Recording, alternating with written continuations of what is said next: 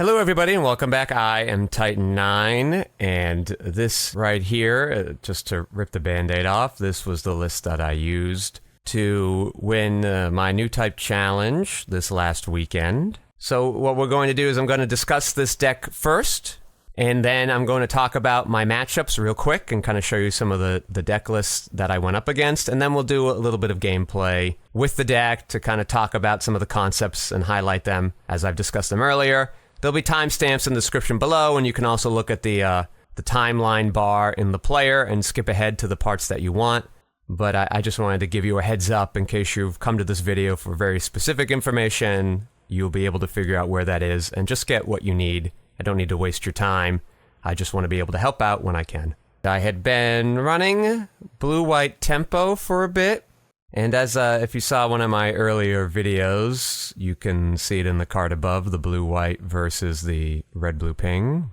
I was struggling against that matchup, even though everybody says it's a good matchup for blue-white. I don't know what it is. I asked some people about it. They think it's bad luck, but I just had a few too many losses. It was basically the only deck I was losing to. So at some point, I'm clearly approaching the matchup wrong.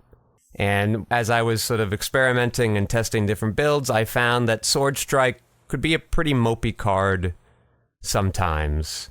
And I know Unicorn here sort of has the same problem and costs one more and comes down a turn later. But the benefits of at some point I can link it and draw a card were a little better than sometimes I can link my Sword Strike and maybe bounce a 2 HP thing if they're on the board. And aggro has basically dried up around me. There might be one or two I see at any given event, but they usually don't make it to the higher tables. So I didn't feel as much of a need to play the Sword Strike package anymore. And I tried a more blocker-heavy version than what you see here with the Perfect Strikes and, you know, a 4th Isle, obviously, and more Kira. And even the Sword Strike and Moo in there, and it just made me feel like I was worse against green-white, which I had not been having trouble with the tempo build. You could usually go under them. I have not lost to green-white in any of the Newtype challenges that I played, and I will, on average, play it 2 times, sometimes more. So I just wanted to find a way to short my match against red-blue.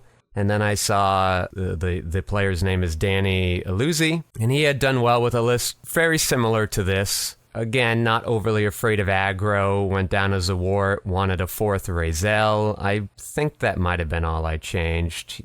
They might have had a different 4th base here, I don't quite remember. To play that other list with all the blockers, I had to take out the Unicorn package, and I found that I really, really missed that, especially against green-white. The card draw itself is really good. And then being able to have the big body is also great. Some people really like the combo here. I don't use this all the time, even if I have the opportunity. I don't mind waiting it out sometimes. Like if my Unicorn's taken no damage, I won't really bother with it. Sometimes I will if it's taken some, or sometimes if it's like a good tempo play to just get rid of the Unicorn, bring Banagher back to hand, get this Unicorn for free on turn 5 out there, and not put Banagher on it, and just have it attack on the following turn, and I can use Banagher on a different one of these later on if I have it, or another Unicorn if I have that. So that's how I kind of think of the Unicorn combo. What I was finding, especially in the red-blue matchup, was if I went first, it took me too long to get anything down.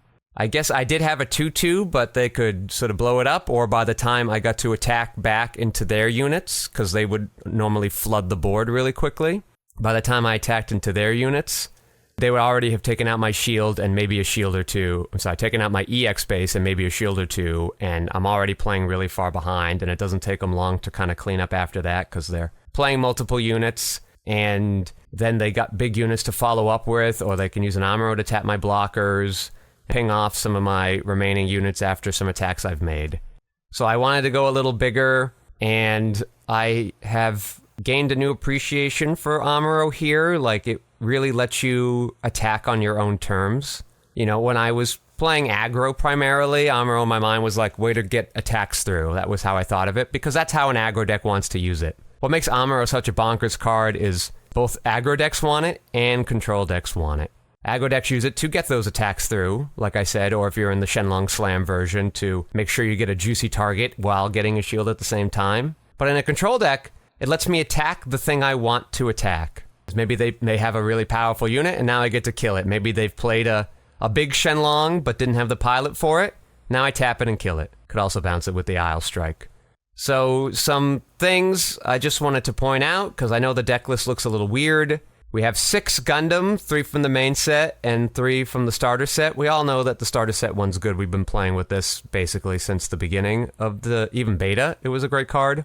This Gundam has been off-maligned, and in truth, it only being a 5/4 can matter and cause some trouble. You can't trade into a Death Scythe with it. That's pretty annoying. If your mirror opponent puts a Banagher on the Isle Strike, that's very annoying too. Sometimes you're trading so much you don't even get to draw off of it, and that feels really crappy. Sometimes I'll have to play out the 3/4 Gundam naked against a green-white opponent, but at least I know it's going to survive a Wing 0. Obviously, the main set Gundam doesn't.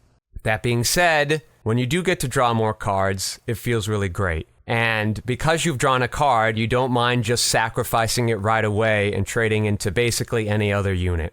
You know, I brought up the Death Scythe in the Wing Gundam deck, but you do get to kill still a naked Wing human mode with it. You wouldn't kill a linked one, but if it had 6 toughness, 6 attack, it wouldn't kill them either, so let that sort of moot.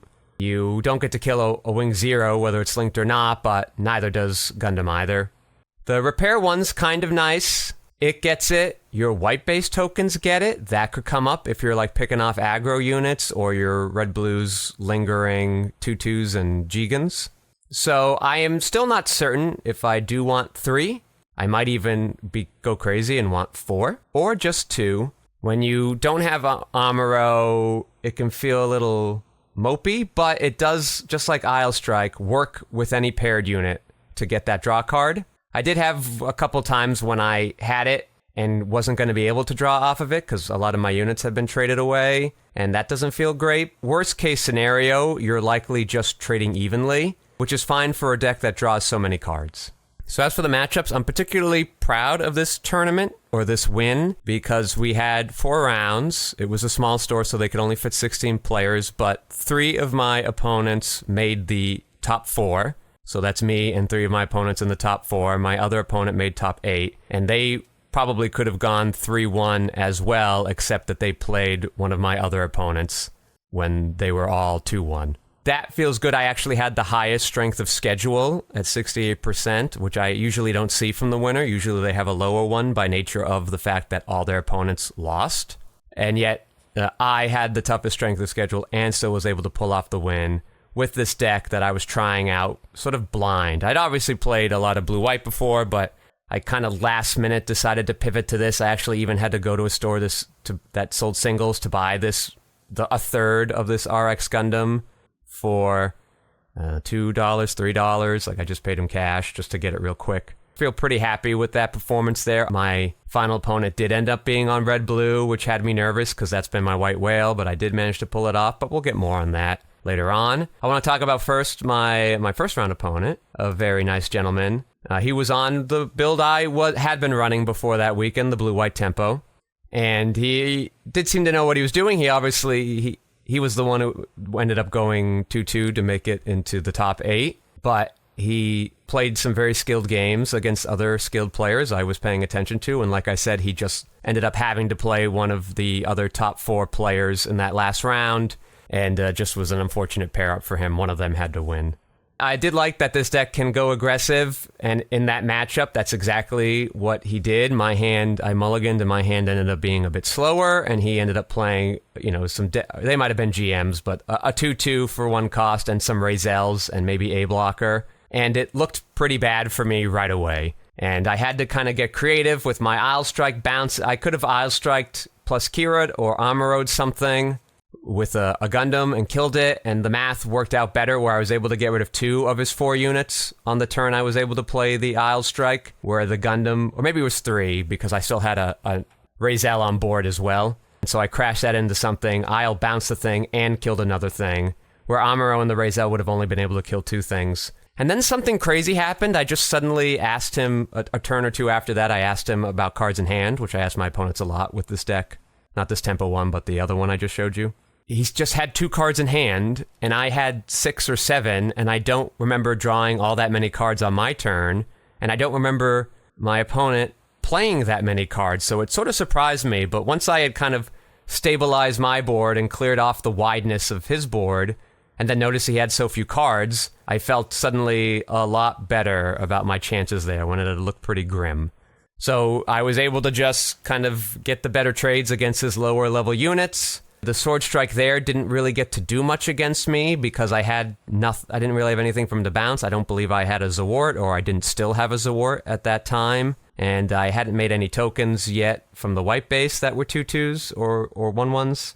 So that ended up kind of feeling pretty good there, even though we do have similar card draw packages, right? They might have been on 4 of each of these. I'm not totally certain. This is just the list I used, but I did draw 1 card off of that, this main set Gundam here too, but it didn't feel like I had drawn that many cards compared to my opponent. So it was just kind of, because they had to play more to the board and go aggressive early, it was a lot easier for me to clean up. I think they also drew a few less pilots than I did, but that was part of how they were able to get so far ahead, because they had attacking units, and I had, pilots in my hand more than I had low-cost units.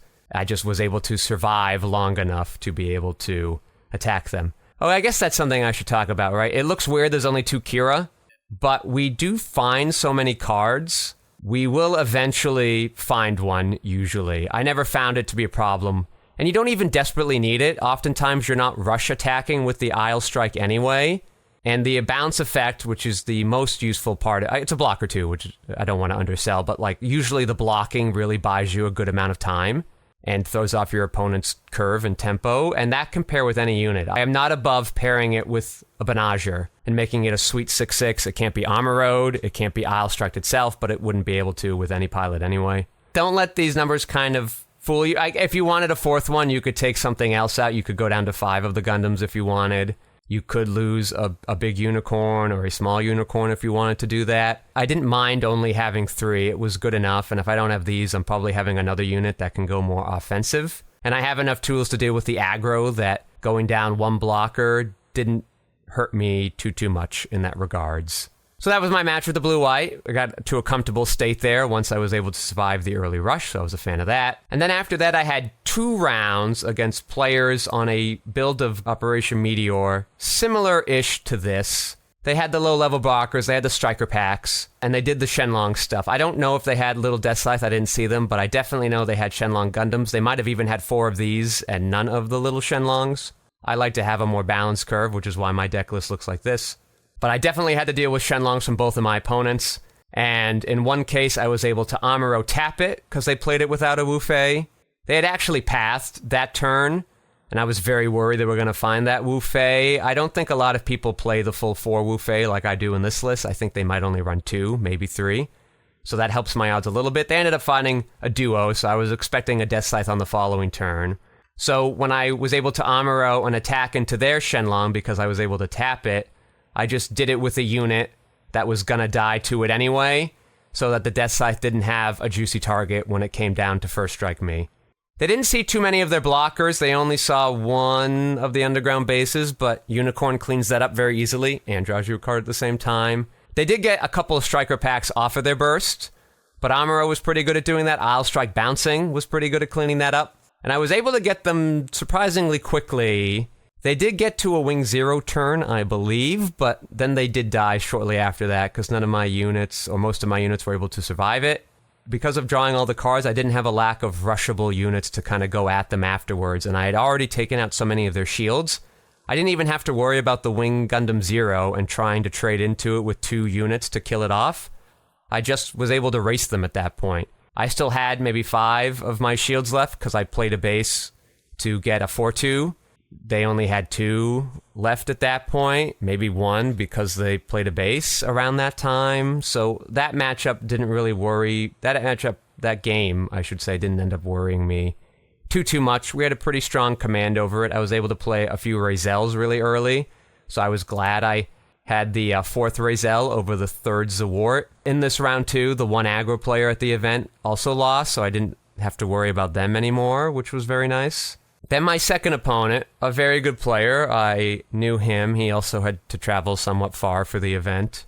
They ended up actually winning a Newtype challenge on the following day. They did switch to the Kira Sword Strike version of the build because they didn't see a lot of meteor in the room. But I know they're a talented player. They had top 4'd a few of those events already. They were not having the same problem with red-blue ping that I was. So they had a better record than I did in all the new types in general. But that one, I just was able to play a few Lefriths, had a couple of Amuros in hand that I was able to put on units to get my small attackers through, and was able to Isle Strike a Shenlong Gundam back to their hand, because they also weren't able to find a Wu Fei. They did end up playing a Wing Gundam on the following turn and taking out one of my units because they had the hero for it, but just like with the last opponent, I had gotten so far ahead, it was going to be hard for them to catch up. And I got to unicorn a lot, both regular and the destroy mode, and got to draw a lot of cards off of that, which helped me always be able to play around 2 units post turn 5. Often I could play a little guy and a bigger one. I didn't want to bounce that Shenlong right away. I wanted to save it for a different target, but it was just going to swing in and hit one of my attacking units and blow up the Zawart I had on the field at the time. So it wasn't... I sort of had to do it to be able to protect my units from a wing or from a Death Scythe if that was going to come down on the following turn. I really wanted that Zawart to live. So that was why I ended up doing it, and it panned out. But I've always been comfortable with the Wing Gundam matchup. Basically for the entire Newtype challenge run I've done, no matter what build I've done with it, other than that Blockers Heavy version where it just felt a little bit of meh in between the two worlds of drawing lots of cards and being hard control and being tempo. I didn't love that one there. And then I knew I'd also played my last round opponent before, another very talented player. He had actually knocked me out of top 4 in one of my previous Newtype challenges with Red-Blue, and that sort of began a trend of me always playing Red-Blue in the final round and getting knocked out of top 4. For the couple of Newtype challenges I've done, it felt very bad.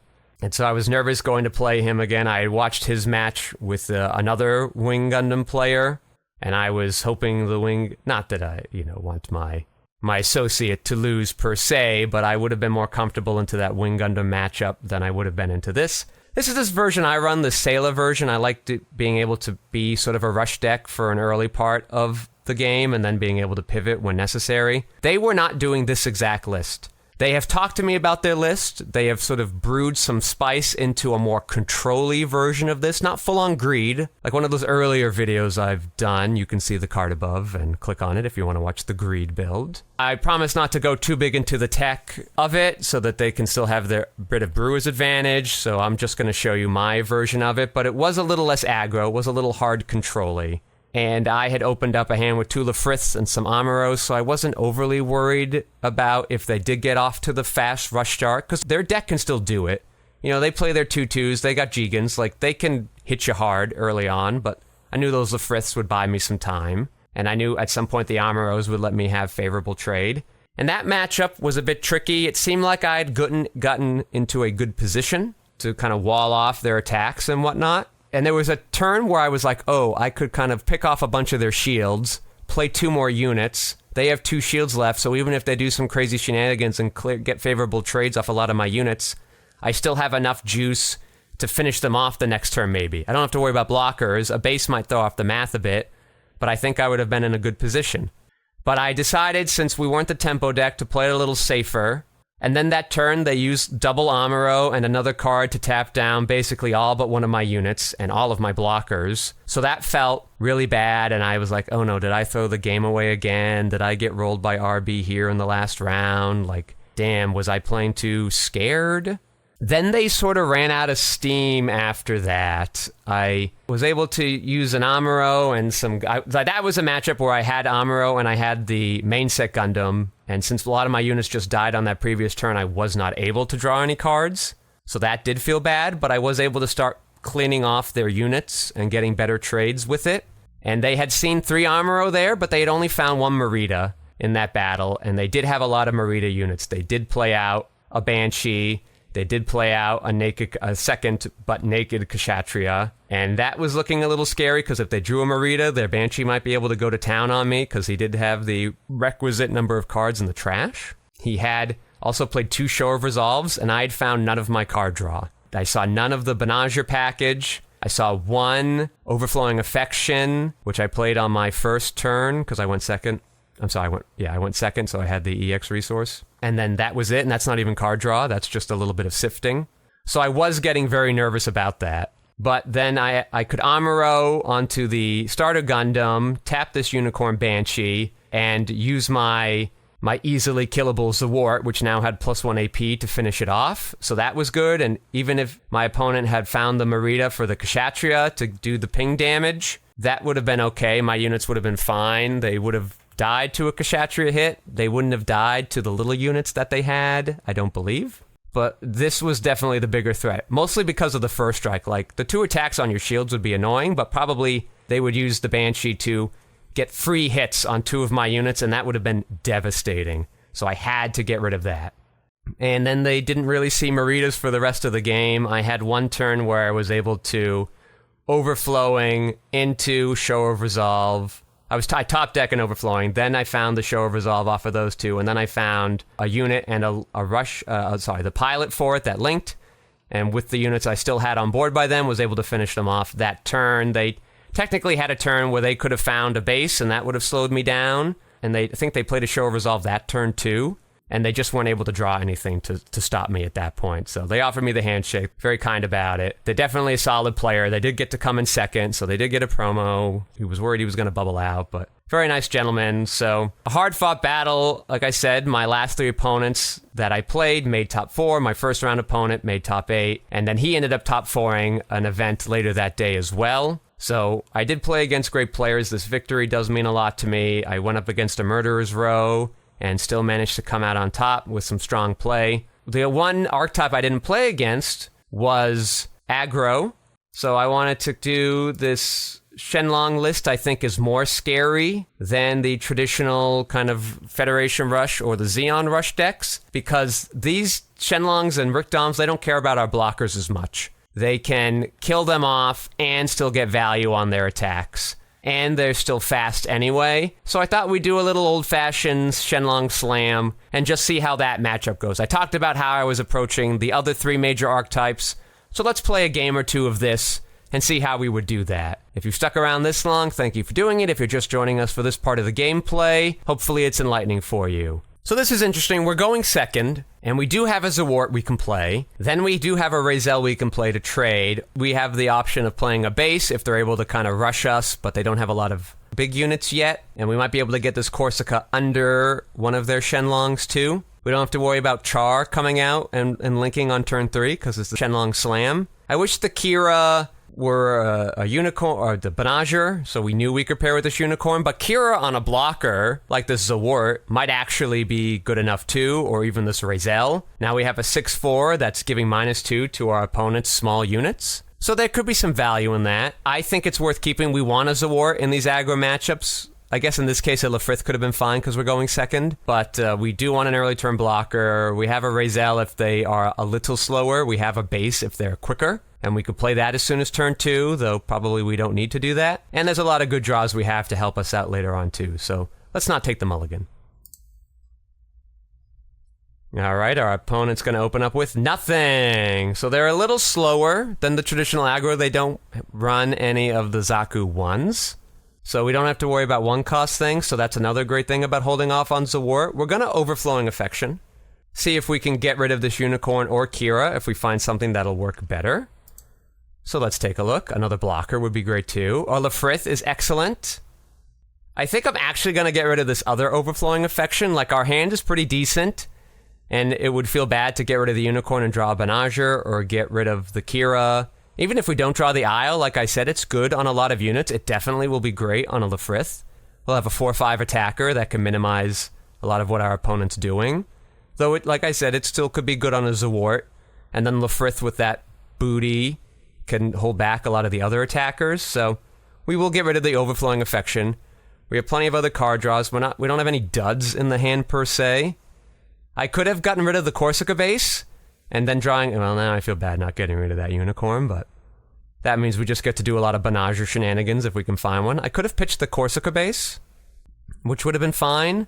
Then we could get 2 1/1s, but we're not really trying to rush them anyway. And the 1/1s don't trade super well. At least the 4/2 can get rid of a linked unit. I guess it can't get rid of the Amuro, but it could get rid of the baby Shenlong. So there's that, and if they got, gun tanks, they can get rid of that. The drawing of the card could be useful if we get on a turn where we want to play it. I think since they don't have any units and they're not going to be able to rush us next turn, I am going to play the Razel and just have it ready to attack whatever it needs to, and if there's nothing worth attacking, we just get rid of their EX base. There's a Rikdom, there's a little Zaku. They must have just drawn that, or they would have played that a turn earlier. So now I think it's worth it to play 2 blockers here. They're going to get to Rikdom us, but so what?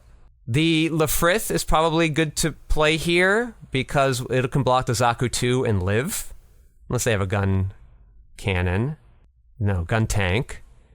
The Zaward, I'm very happy to trade into the Rikdom. I don't even care about the Breach 2, since we'll be blocking both their attacks. If they have the Amuro, they have it. If they have the Wu Fei, they have it. That's just what it's going to be. I don't think that necessarily has to change anything that we play. I think we're okay. Utilizing the resources, we have 1 or 2 things we can play next turn anyway. We could do a Zawart and another low-cost thing. We could just play the Corsica base and maybe put a Kira on something, or just leave that 1 resource up. Perhaps we find the unforeseen incident. I will attack with the Razel. If they want to trade in it with the Zaku 2, that is fine. I might let them do that. If they want to go with the Rikdom, we have the Zawart hanging out and chilling. Worst case, like I said, if they tap the Zawart, I don't need to block with the Lefrith, though I could. We just bounce off each other.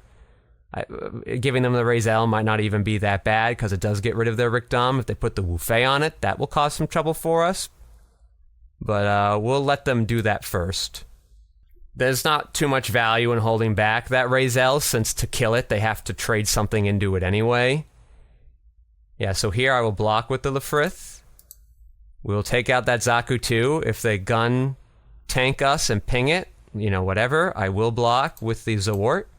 They get the Breach 2, but our EX base is still there anyway, so whatever.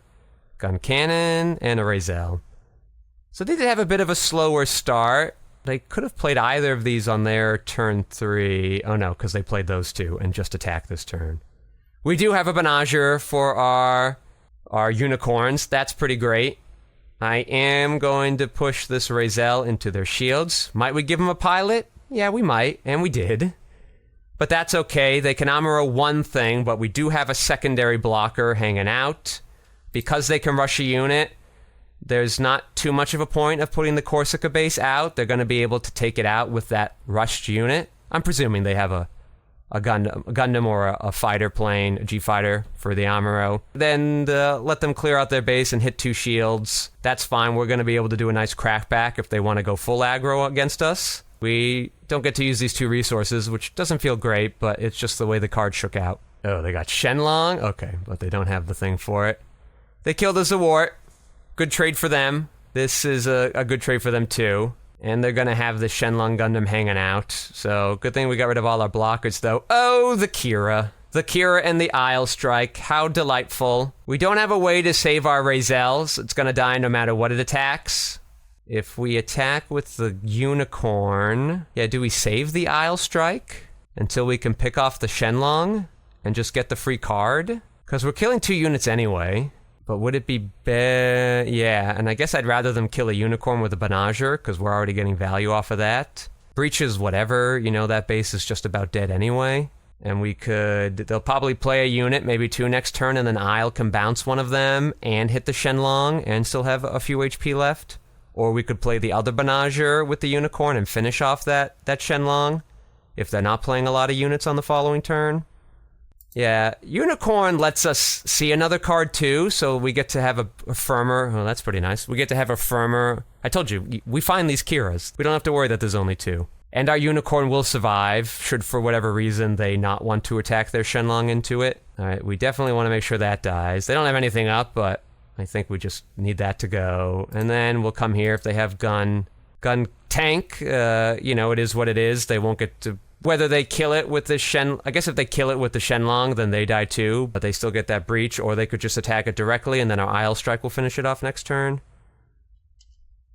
I probably, in this case, will discard the Corsica base. I could discard the Kira, because I'm probably not going to get too much value off of that later on. It's not like I need it to work on one of our other 2 Isle Strikes that are left in the deck. There's a chance they burst some more pilots into hand. They do still have a lot of cards in their deck, but since their deck's bigger, like Corsica doesn't feel as good. But getting the body and a card and a little bit of wiggle room if they only have small units could be nice. And again, the 1/1s aren't the greatest. Alright, I'll get rid of second Kira. Jigen. Okay, they're flooding board here. Alright, so now I like that we kept the base. We'll play that and the Lefrith. And if they Amuro the Lefrith and finish off that base, you know, that's not the end of the world. We've slowed them down slightly, and we still have a 4-2 to hit them on the crackback. Plus, we're going to get to Isle Strike or Banagher, depending on what their board state looks like afterwards. Let's play this Corsica. Ooh, I wish I had one more resource, then I get to play 2 units. But the blocker is better here. And hopefully they don't have a pilot for us, or a rushed big Shenlong. That would be sad too. That could be a reason to play out the Razel. But if they had, yeah, even if they had armor, I guess they wouldn't. I'm sorry, if they had Wu Fei that previous turn, they wouldn't have put it on the Shenlong. There was no reason to. It is annoying that the Lefrith can't kill any of these units, but being able to stop these attacks going through is nice.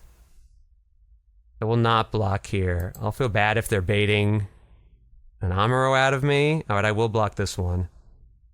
I'm not but it's gonna... They're gonna get the repair, which will feel annoying. I will just get to kill it with the Tall Geese anyway. But then my Lefrith's not really doing much. They could ping it away and gun cannon it, but then at least my base is still there. Yeah, no, because then my Lefrith can go and kill this Jigen the following turn. I'm taking out 2 units and bouncing a 3rd one. Alright, we won't block here. Doesn't feel great, but I still feel like we're in a pretty good position. We can afford to give them some shields. If they have a rushable unit, you know, that is what it is. Yeah, they're going wide here. Oh, they're going real wide here. Isle Strike will be good here in this instance, though, and we'll still get to play this Razel. So let's finish off their Gundam.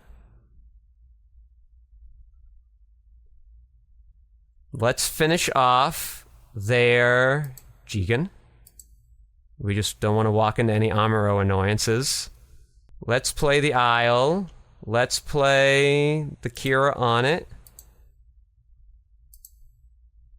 It doesn't feel exciting. Like, we have no base, so it doesn't really matter if they're attacking for 3 or 2. And there's always a chance they draw an Amuro, in which case they can attack with it again anyway, so we didn't really gain much from that, so I am going to bounce the 2-2. I'm not bouncing this Jigen because I'm about to kill it. Again, if they tap with Amuro and try to kill it, like we didn't get value, like they're going to trade their Gundam into it, but then they still have this Jigen. And if they play that Amuro and kill it anyway, at least we've gotten rid of 2 units instead of just 1. Is that making sense? I guess 3, because we're bouncing that GM, which buys us an attack. We'll finish that off. We'll give it -2. We'll play the Razel, so we can finish off one of these Gundams. It's unlikely that they're going to link or just even pair them both next turn. So there will be one we can kill. They have to throw the paired one into the Isle Strike anyway if they want to kill it, but they are going to go aggro here. Yep, one of the Isles was in there. Happy to not have Kira in hand for that. Hey, we get an Amuro. That gives us some options. Interestingly, we can play our Show of Resolve next turn and still... Oh, wow. Alright, but we got him empty-handed now. This is where we want him to be. We could play another Corsica 2. Yeah, we could... Yeah, we could play Corsica and play Unicorn Gundam and Banagher. Razel kills one of the Gundams. Banagher kills the other one and still lives. And we have a blocker up to stop the Zaku 2. Our Kira would still live. And they wouldn't be able to kill our Corsica next turn. They're not even going to be able to rush anything. So I think we're going to go with that play. The first thing before we actually do anything, though, since Corsica... If we didn't have Corsica, we would play Show of Resolve first, see what cards we draw, and then make a decision based off of that. Because if we draw something that Amuro can link to, we're going to get to tap a unit and then swing Amuro into it, and we're still going to be able to clear off 3 units. We sort of do that with the Isle Strike being a blocker. Like, they would obviously get 2 shields, but again, they're not rushing anything, and then we still have units that will be able to kill off the remaining units, and they're top decking. All right, but we're going to play Corsica, because that's the thing that draws us a card and helps our game plan. We got another Amuro, so we would have bursted that anyway. We can trade these Leos into something too. They all have 2 toughness, but we don't care about our Leos anyway. That's not our game plan to victory. Okay, now we go kill off this Gundam. Amuros are nice because when they play units that we can't attack, like if we have no shields and now they've got 2 units and maybe we only have 1 shield left, you know, I like being able to tap units to take them out right away and then we finish them off at our leisure. All right, let us play Unicorn mode, draw a bonus card. Love that. We'll probably pitch that to Benager should it die. But if it doesn't, we will use it. See if we can find something useful. Though probably we'll use Show of Resolve first, since that's the better draw spell for us in this part of the game. And we'll end the turn. If they have an Amuro, that'll be sad for us. They want to try to finish this off. Sure, no need to block that. Maybe they have another pinger, and now they're going to finish off the... no. Alright, the AI just sort of screwed up there. It's not... Yeah, okay, now we're going to discard that overflowing. It's not perfect. It usually is better than that. But it's going to penalize itself for doing that mistake. So the AI is at least self-learning. So now this is interesting. I actually think I won't block it anymore. They've done no damage to the shield. These Leos are going to be able to finish that off next turn anyway. There isn't really value in doing that. And if I find a unit to play with this Amuro, which I'm likely to do because I'm going to draw 3, even if I can't rush with it, just being able to tap it and attack my Isle Strike into the Rickdom, give it -2, so I'm only going to take 1 damage. I'm not attacking their shield, so we're not bursting them into a pilot. Like, we don't need to have our Isle Strike on blocking duty next turn. So no need to attack. You want to do 3 shields to our base, that's fine. It's still going to survive. We're going to draw the cards first, just to see what our options are afterwards. Okay, we are going to get to draw multiple... See, this is why I'm glad we didn't attack with those Leos, because now I'm going to play this Gundam. I'm going to Amuro onto the Gundam, drawing a card, tapping their Rickdom. Look, another Amuro. We're good. We're going to be able to clean up whatever thing they play now, as long as we can find units, which with our other Show of Resolve we're going to be able to do. All right, now let's go clean up the board, shall we? Attack there. Attack again.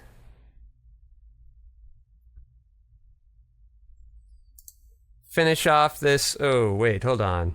So I think I'm going to attack with my Isle Strike anyway. I'm going to attack into shields. Why? Because even if they we give them a pilot, and they find a unit, they could use that to finish off our base. Okay, we're just going to kill that next turn anyway. If they use it to finish off a unit, okay, our base is still there, and we would have had to trade off that unit into whatever they played next turn anyway. So since I'm going to attack with both, I might as well throw Kira into the Rickdom, and that way I'm only taking 1 damage instead of having this Gundam take 2 after the repair happens. So let's go and do that. Glad we almost went autopilot there. Glad we didn't. And that way it's easier to take out their shields in one go, right? It's okay if we give them a pilot here. It doesn't cause us too much trouble. And then later on, it's easier to hit them with 1 attack, 1 big attack anyway. So nothing else to play here because our hands are all pilots, but that just means our Show of Resolve has a lot of live draws. Just a Jigen anyway, who cares? Another Corsica base. Don't need it just yet. It does mean that this Jigen isn't a big threat, but we get to tap it now anyway, so that's pretty sweet. And we draw a card in the process. Do I mention I love drawing cards? We've seen all 4 Amuros now. We got them all here. I'm going to attack into their shields. We're going to arrest their Jigen. Did give him a pilot, so let's keep that in mind. But I definitely know I'm going to finish off this Jigen, and I'm going to do it with the Isle Strike, because then I get to -2 it and take no damage. This Kira, putting in work. Had it since opening hand, and it's really paying off. So now here's the thought. Do we attack again? We're in the same position as before, Kind of, right? If they draw a unit next turn that they can pair with that Amuro, they're only taking out one unit, or they're taking out the base, and like, so what? But if we give them another pilot, they can only attack with one unit on the following turn anyway, and we're going to be able to definitely rush out this unicorn next turn. So we do have them basically dead on board, likely even if they have a base. Are you following the math here? So they have one linkable unit. Let's say they draw, they attack our shield. Okay. And they have the other pilot in hand. One of our things kills that, and we do 2 more to their shields. Now they draw another unit for that other pilot, and we're actually doing 3 damage to their shields because we're going to rush this thing out. And then they're not going to be able to take out the last of our units. You seeing that?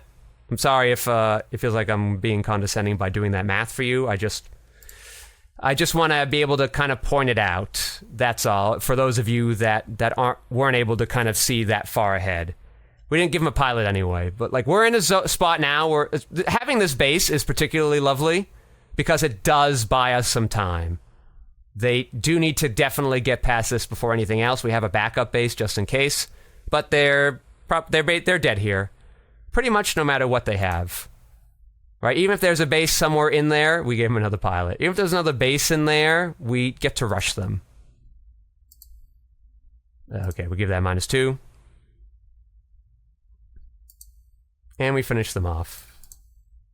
I don't even need to draw that last card. So I'm only going to play the one. This is already a pretty long video as it is, and it's not specifically a matchup-dependent video. I just wanted to kind of show you how to approach the aggro matchups. It was instructive in that we got to see how to best utilize our cards to gain maximum advantage. We saw them like flood the board 2 different times that game. They had 5 or 6 units, and we just slowly picked them off, whittled them away, let them have our shield so we could have the better trades. And they did see a few pilots of their, or maybe I'm thinking of me. Ugh. What's going on in this video? So we did attack in right sequences, so we got to draw extra cards and stuff. We did save our Isle Strike for a better turn and instead use the Benager and the Unicorn and did some math that way. We got rid of Overflowing Affections when they weren't necessary. That's how you can think about an aggro matchup. I think the balls to the wall, low-level Federation and Xeon decks may feel scarier because they can just sort of hit 5 units on turn 3. You're going to lose to that most of the time anyway. Let me rephrase that. That's not necessarily true. If you don't see your blockers, yeah, you're going to lose, right? But like that's not a skill thing I'm showing you. It's just you didn't draw enough blockers and they drew a lot of units and you got a little unlucky there. There's not really skill involved in that. Here, yes, they had a slow start, but it didn't stop them from playing a million units. We had a little time to set things up, but our things were expensive too. Right? We were lucky to play our smaller things first and hold the wall and make the right attacks, right? We did stop that Jigen so we could kill it with the Lefrith next turn when it might look sexier to stop that 3-attack Amuro so that when their Jigen does attack, it doesn't kill the base. But then they have 1 extra unit next turn. Why would we want to give them that? Does that make sense? Especially since we wanted to bounce with that, bounce that GM anyway. Like bouncing the Jigen doesn't accomplish too much. It's also going to come down for 1. So at least the GM doesn't have the big booty. No, at least the Jigen has the big booty that we're taking out so that some other of our units can easily finish off the GM when the time is right. So I got a little long-winded here in the post-game analysis, but controlling can be very tough. You have to know what your opponent's going to do. Control has a nice spot in the format now because there isn't that many different things your opponent's doing. If you know how the other decks work, you really only have to account for a handful of decks. The Shenlong deck I think is scarier because they do go bigger. They do get to do the breach stuff, and we just have to plan around that and not let them get value off of that. And we did kill all their units. Amuro was a huge MVP. You don't run him in the tempo build, and I was able to get 2 good attacks. I guess just 1 because we only played 1 Amuro, but that mattered. Being able to take out that Brick Dom on my terms and only having my Isle Strike get 1 damage from that thing, that does matter. Like we only have the 2 shields left. Like those things add up. They do, I promise you. So thanks for watching. I hope you have great luck in your Newtype challenges, whether you play this deck or a different deck. Any deck can win a Newtype challenge. I've seen them all win. I've even seen aggro win, and I know it feels like it's on the decline, but I've seen it, and I just want you to have fun, and that's the best way to do well at a Newtype challenge, playing a deck that you're really comfortable with, playing a play style that comes very natural to you or is very fun to you, and you'll have a great time. But thanks for watching. Hope you've been enjoying all the content I've been putting out for you. Stay tuned. There will be more ST5 starter deck prep videos coming out, so stay tuned for those, and have a great time at your weeklies, everybody.